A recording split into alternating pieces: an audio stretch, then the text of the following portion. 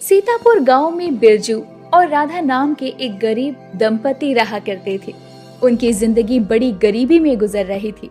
बिरजू अक्सर खुली आंखों से बस यही ख्वाब देखा करता कि एक दिन उसके हाथ बड़ा खजाना लगेगा और उसकी जिंदगी अमीरी में बीतने लगेगी। एक शाम राधा मिट्टी के चूल्हे पर खाना बना रही होती है। तभी बिरजू काम पर से आता है और घर में धुआं देखकर गुस्से से बौखलाकर अपनी शर्ट फाड़कर फेंक देता है। अजय क्या हुआ? काहे इतना गरमाए हो? क्यों राधा, तू सांझ में क्या कर रही थी जो अब खाना बनाने बैठी है?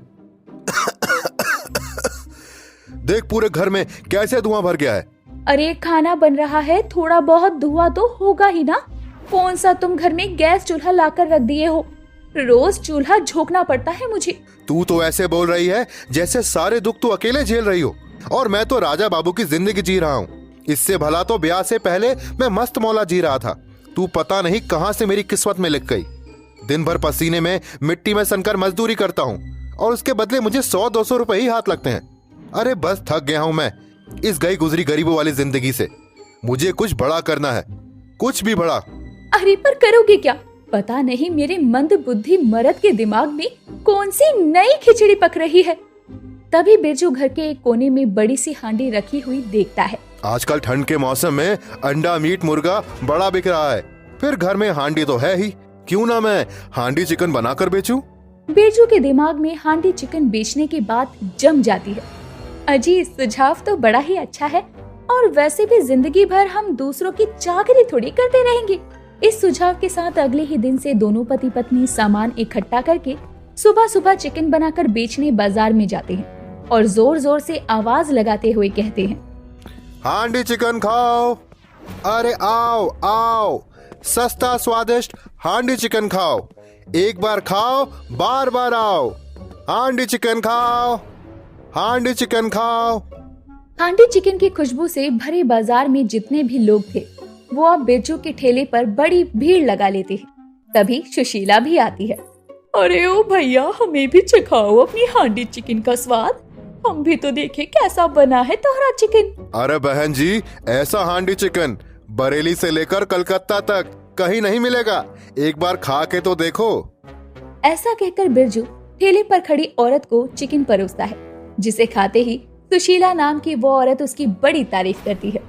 अरे वाह वाह वाह, क्या बढ़िया हांडी चिकन बनाया है तुमने, बड़ा स्वाद है। तभी वहाँ सुशीला की सहेली श्रेया भी आ जाती है। अरे ओ सुशीला, तू यहाँ बाजार में अकेले अकेले चिकन दबा रही है? अरे श्रेया, बहुत ही बढ़िया हांडी चिकन बनाया है भैया ने, जरा खा कर देखो। भैया मेरी सहेली को भी खिलाओ। दोनों ही सहेलियां एक साथ स्वाद ले लेकर हांडी चिकन खाने लगती हैं। अरे ये बिल्कुल ठीक कहा तुमने, ये हांडी चिकन तो बड़ा ही स्वाद और बढ़िया बना है। तभी तो इस कड़ाके की ठंड में इसका दमदार हांडी चिकन खाकर मेरे शरीर में गर्माहट आ गई, और अपने घर में रोज साग सब्जी खा खा कर मैं तो ऊब गई थी। अरे बहन पूछो मत, मैं भी इसी वजह से रोज परेशान हूँ।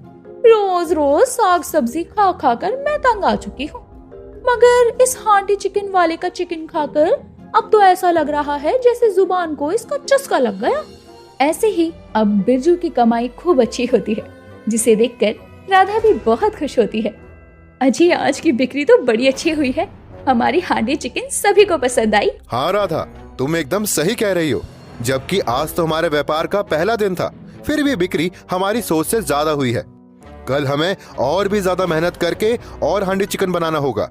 अब उनके हांडी चिकन में कुछ भी नहीं बचता, तो वो घर चले आते हैं। अगली सुबह बिरजू चिकन लेने असलम की दुकान पर जाता है। अस्सलाम वालेकुम असलम भाई, जरा 10 किलो मुर्गा काट कर तोल दो। अरे क्या बात है मियाँ, कल तुम 5 किलो मुर्गा ले गए थे और आज तुम 10 किलो मांग रहे हो।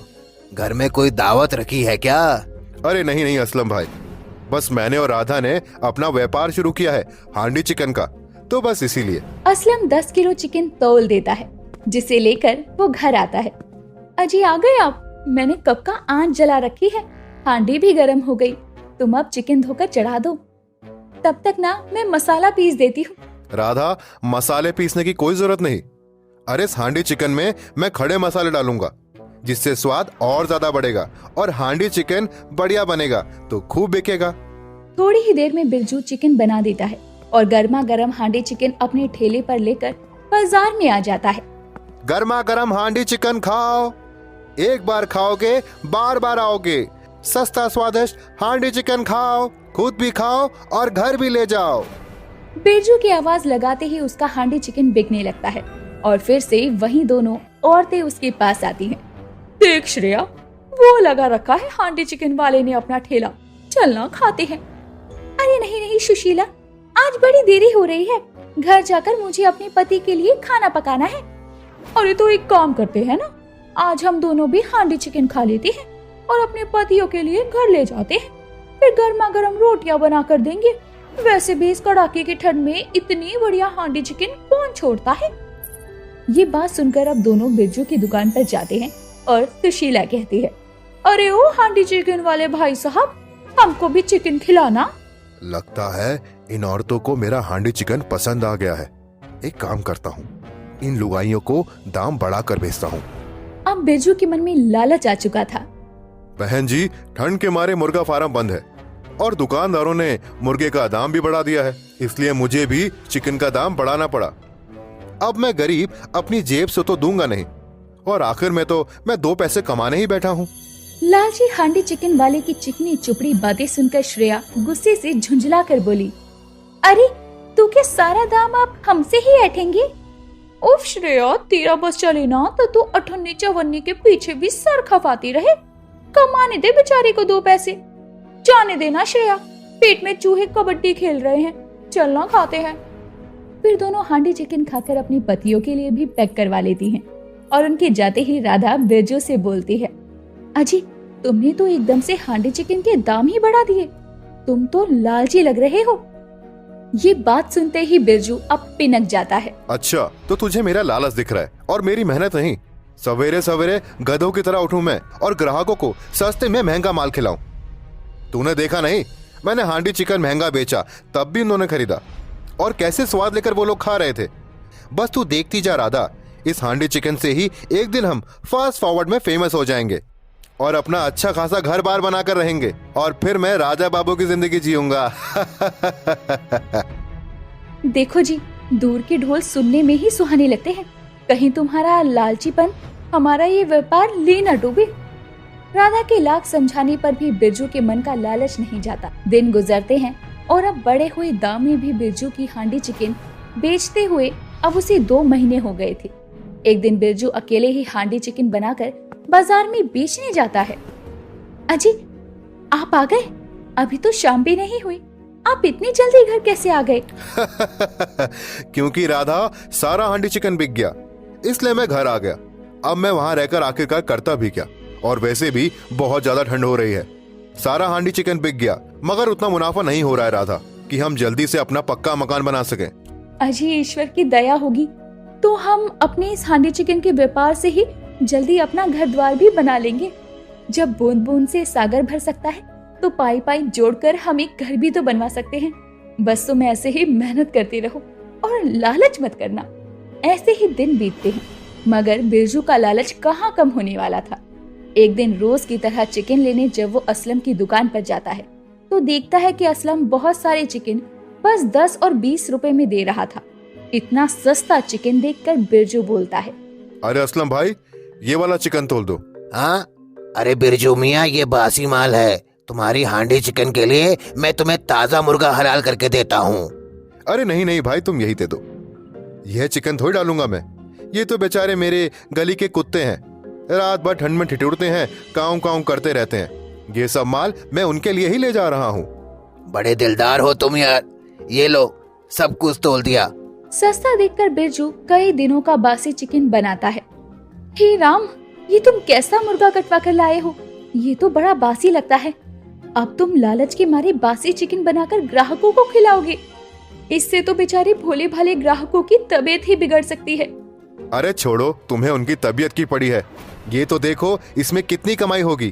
ताजा मुर्गे 250 से 300 रुपए किलो बिक रहा है, जबकि यह मुर्गा मैं 10 से 20 रुपए में खरीद ले आया। राधा बहुत मना करती है, लेकिन लालच में अंधा हुआ बिरजू सभी को वही चिकन खिलाता है। अरे ओ हांडी चिकन वाले, ये कैसा चिकन बनाया है आज तूने? एक पैसे का स्वाद नहीं इसमें। लालची चिकन वाला उससे झगड़ने लगता है। आधे से ज्यादा चिकन चट कर गई हो और कहती हो स्वाद नहीं आ रहा। मुनाफा बनाने के चक्कर में लालची हांडी चिकन वाला ग्राहकों से बिगाड़ लेता है, जिससे अब उसके पास से ग्राहकों की भीड़ भी घटने लगती है। यहाँ तक कि इक्के दुक्के आने वाले ग्राहक जो भी उसका हांडी चिकन खाते वो बीमार हो जाते। इतने पर भी वो लालच नहीं छोड़ता। इस बात की भनक पड़ते ही असलम कहता है, अच्छा, तो लोगों की तबीयत उस लालची बिरजू की हांडी चिकन खाने से बिगड़ रही है, मगर इन भोले भाले लोगों को कहाँ पता कि वह लालची निकम्मा हांडी चिकन कितने दिनों के बासी मुर्गों का बनाता है। आज इसका भेद खोलना ही होगा। असलम बिरजू के ठेले पर आता है और सरेआम बीच बाजार में उसकी इज्जत उतारता है और हांडी चिकन का सच भी बताता है। क्यों रे लालची बिरजू, हांडी चिकन के नाम पर तू बेचारे ग्राहकों को बासी चिकन खिलाकर घबलेबाजी करता है। अरे चप्पल से मारो इसे और जूतों की माला पहनाओ। बिरजू एकदम से डर जाता है। तभी राधा सभी के आगे हाथ जोड़कर खड़ी हो जाती है। नहीं नहीं, मेरे पति को माफ कर दीजिए। मैं वादा करती हूँ ये फिर कभी लालच नहीं करेंगे। आप सभी लोग मुझे माफ कर दो, मैं लालची हो गया था, मगर अब मैं दोबारा ऐसा नहीं करूँगा। मैं कभी मिलावट नहीं करूँगा। उस दिन के बाद से लालची बिरजू सुधर जाता है और बिना किसी घपलेबाजी के मेहनत से हांडी चिकन बेचने लगता है। हरिया एक छोटा सा किसान था जो पालमपुर गांव में अपनी पत्नी और 2 बैलों के साथ रहा करता। वो बैल उसके साथ काफी समय से थे, जिससे हरिया को अब बहुत ज्यादा लगाव भी था। वो उन दोनों बैलों का बहुत अच्छे से ख्याल रखता और समय पर उन्हें दाना पानी भी देता। लेकिन उसकी बीवी रजनी बहुत ही कंजूस थी और हरिया पर हमेशा अपने 2 बैलों की इतनी देखभाल के लिए चिल्लाया करती और उसे बहुत डांटा करती। अरे रजनी, बैलों के पानी का बर्तन खाली पड़ा है, तुमने इसे भरा क्यों नहीं? क्यों सही समय समय पर भर दिया करो, ऐसा मैंने कितनी बार बोला है तुमसे। बेचारे बैल प्यासे मर जाएंगे। हाय दैया, ये बैल कब से बेचारे हो गए? सारा दिन तो चारा पानी मिलता है नहीं, मुझे हजारों काम होते हैं। तुम्हारी तरह सारा दिन इनकी देखभाल में तो नहीं लगा सकती ना मैं। अरे उनके आसपास तुम्हें पूरा दिन कौन भटकने को कह रहा है? बस समय समय पर इन्हें खाना और पानी देती रहा करो, इतना ही तो कहा है मैंने। अभी आप आ गए हैं ना, तो खुद ही पिला दीजिए इन्हें पानी। यहाँ मैं हमारे लिए खाना बनाऊं या इन 2 बैलों को देखूं? तुमसे तो बात करना ही बेकार है। अच्छा, कल जो मैंने पैसे दिए थे उनमें से कुछ पैसे देना जरा। क्यों जी, आपको पैसों की क्या जरूरत पड़ गई? वो बैलों के गले की घंटियां बदलनी है, बहुत पुरानी हो गई हैं, तो सोचा नई ला दूं। हरिया की ये बात सुनते ही रजनी हरिया को घूरने लगती है। अरे इस तरह क्यों घूर रही हो मुझे? घूरू नहीं तो क्या करूं? अरे इतने फालतू पैसे नहीं है मेरे पास कि इन बूढ़े बैलों के गले में घंटियों का खर्चा शुरू कर दूं अब मैं। अरे पर कल ही तो। देखो जी, घर में और भी खर्चे होते हैं, इसीलिए मैं आपको पैसे वैसे नहीं देने वाली। कह दिया सो कह दिया। रजनी बहुत ही कंजूस मिजाज की महिला थी, इसीलिए वो हरिया को पैसे नहीं देती। साथ ही वो बैलों के चारे पानी के खर्चे से भी अब बहुत परेशान थी। बात एक रोज की है, जब रजनी हरिया के लिए दोपहर का खाना लेकर खेत पर जाती है तो देखती है कि बैले खेतों के बीचों बीच ही बैठे हैं। हरिया उन्हें खेत जोतने के लिए उठाने की कोशिश कर रहा था। हाय राम, दोपहर हो गई, अभी तक थोड़ा भी काम नहीं हुआ। कैसी काम चोरी कर रहे हैं आप? काम चोरी मैं नहीं, ये बैल कर रहे हैं। उठ ही नहीं रहे हैं दोनों। उठेंगे कैसे? बूढ़े हो गए हैं दोनों। मैं तो तंग ही आ चुकी हूँ इनसे। रजनी बोल रही थी कि तभी गांव के एक बड़े सेठ की पत्नी वहाँ से गुजरती है और वहाँ आती है तो दोनों पति पत्नी उसे देखकर मुस्कुराने लगते हैं। राम राम सेठानी जी, आज हमारे खेतों की तरफ कैसे आना हुआ? मैं तो यहाँ से गुजर रही थी तो सोचा हरिया को खेत जोतने की बात कह दूं। हाँ हाँ सेठानी जी, कल मैं बैलों को ले आऊंगा खेत जोतने के लिए। तुम्हारे बैल तो काफी बूढ़े नजर आते हैं, ये खेत जोत भी पाएंगे या नहीं? सेठानी जी आप चिंता मत करिए, ये बूढ़े जरूर हैं, लेकिन काम के बहुत है। ठीक है, फिर मैं चलती हूँ। सेठानी वहाँ से चली जाती है। अगले दिन हरिया बैलों को लेकर सेठानी के खेत पर जाता है, लेकिन उन बैलों को खेत जोतने में ही पूरा दिन ही निकल जाता है। तो सेठ हरिया को आधे पैसे ही देता है, जिसमें से कुछ पैसे तो बैलों के चारे पर ही खर्च हो जाते हैं और बचे हुए हरिया अपनी पत्नी रजनी के हाथ में थमा देता है। अरे ये क्या, इतने कम पैसे कैसे? वो खेत जोतने में पूरा दिन लग गया तो सेठ ने आधे पैसे ही दिए। अरे तो बेच क्यों नहीं देते इन बूढ़े बैलों को? इन्हें बेचकर जो पैसे आएंगे उनसे नए बैलों का जोड़ा खरीद लेंगे, जिससे दूसरों के खेतों को जोतने पर ज्यादा पैसे तो घर आए। तुम ये कैसी बातें कर रही हो रजनी? मुझे इन दोनों बैलों से बहुत लगाव है, भला इन्हें मैं कैसे बेच सकता हूँ? अरे तुम्हारी इन बैलों के लगाव रखने की वजह से घर में पैसे आएंगे नहीं बल्कि जाएंगे, इसलिए मेरी मानो तो इन दोनों बूढ़े बैलों को बेच दो। नहीं रजनी, तुम जो भी कहो, लेकिन मैं तुम्हारी ये बात नहीं मान सकता। हरिया उन बैलों को बेचने से साफ इनकार कर देता है। समय बीतता है। हरिया के छोटे से खेत में इस बार कुछ फसल नहीं होती और कोई भी उसे अपने खेत जोतने का काम भी नहीं देता, जिसके कारण अब उसके घर में पैसों की तंगी होने लगती है। धीरे धीरे ये नौबत भी आ जाती है कि ना बैलों के चारे के लिए पैसे थे और ना ही घर के खाने के लिए कुछ अनाज था, जिसके चलते दोनों पति पत्नी रात के समय भूखे ही सो जाते हैं। अगली सुबह जब हरिया अपने बैलों को साफ कर रहा होता है, तभी रजनी वहाँ गुस्से में आती है। अरे अब और कितने बुरे दिन देखने पड़ेंगे ये बताओ तुम? कल रात भूखे पेट सोए हैं हम दोनों, अब क्या भूख से मरते देखना चाहते हो मुझे? रजनी, ये कैसी बातें कर रही हो तुम? भला तुम्हारे सिवा मेरा इस दुनिया में है ही कौन? हाँ तो तुम्हें मेरी कसम है, बेच आओ इन बैलों को। हरिया रजनी की कसम के आगे मजबूर हो जाता है और दोनों बैलों को बेचने के लिए बाजार की ओर चल पड़ता है। उसका मन बहुत दुखी था। कुछ ही देर में वो गांव के मंदिर के आगे से गुजरता है। तभी एक सांप आकर बैल को काट लेता है तो दूसरा बैल सांप से बचते हुए दूर भाग जाता है और जिसे सांप ने काटा था वो मर जाता है। अपनी आंखों के सामने ये सब देखकर हरिया के आंसू बहने लगते हैं और वो जोर जोर से रोने लगता है। हे भगवान, ये क्या हो गया? मैं क्यों बेचने आया इन्हें? अब मैं क्या करूंगा? सब मेरी गलती है। भगवान, ये क्या हो गया? हरिया खूब बिलक बिलक कर रोता हुआ भगवान को पुकारता है। तभी वहाँ एक रोशनी प्रकट होती है और भगवान भोलेनाथ वहाँ प्रकट होते हैं, जिन्हें देखकर हरिया हैरान रह जाता है। भोलेनाथ? हरिया, शांत हो जाओ। तुमने मुझे दिल से याद किया है। तुम्हारे दुख को हरने के लिए मैं तुम्हें क्या वरदान दे सकता हूँ? मांगो। भोलेनाथ, मैं बहुत गरीब हूँ। मेरे पास 2 बैल थे, जिनमें से एक पता नहीं कहाँ चला गया और एक सांप के काटने से मर गया। मुझे मेरे बैल बहुत प्यारे हैं। मैं तुम्हें तुम्हारे दोनों बैल तो नहीं लौटा सकता, लेकिन मैं तुम्हें वरदान दे सकता हूँ। तभी भोलेनाथ के हाथ से एक रोशनी निकलती है और सांप के काटने से मरा बैल जिंदा हो जाता है और भगवान भी वहाँ से अंतर ध्यान हो जाते हैं। हरिया उस बैल को लेकर घर जाता है और अपनी पत्नी को सब कुछ बताता है। अरे ये क्या बकवास कर रहे हैं आप? कहीं पीकर तो नहीं आए हो ना? ऐसा नहीं हो सकता, सच बोलो। तुमने एक ही बैल बेचा था ना और एक को वापस घर ले आए? नहीं नहीं रजनी, मैं सच कह रहा हूँ। भोलेनाथ ने इस बैल को जिंदा किया है, नहीं तो मैं इसे। बस बस, मुझे आपकी ये बेतुकी बातें नहीं सुननी। आप इस बैल को बेच कर आना, वरना मैं यहाँ नहीं रहूंगी। रजनी हरिया की बातों का विश्वास नहीं करती और उसे फिर से बैल को बेचने के लिए कहती है। अगले दिन हरिया बैल को एक सेठ को दुखी मन से बेच देता है और हाथ में पैसे लिए निराश होकर लौटता है तो उसकी पत्नी गुस्से में कहती है, आपने तो मेरी बात ना सुनने की ठान ली है ना? आप इस बैल को लेकर नहीं गए अब तक। बैल? पर मैं तो बैल को बेच आया रजनी। अरे आप झूठ क्यों बोलने लगे? अगर आपने बैल बेच दिया तो ये कौन है? तभी हरिया देखता है कि बैल तो वहीं खूंटे से बंधा है और वो बहुत हैरान होता है। उसके बैल को बेचने के बाद भी बैल वहाँ कैसे आ गया और पैसे भी उसके हाथ में थे। अगले दिन वो फिर से बैल को बेच देता है और उसे अच्छा दाम भी मिलता है, लेकिन घर आता है तो बैल फिर से खूंटे से बंधा हुआ था। ये सब क्या हो रहा है जी? ये बैल तो अनोखा हो गया, बार बार बेचने के बाद भी अपनी जगह पर आता है।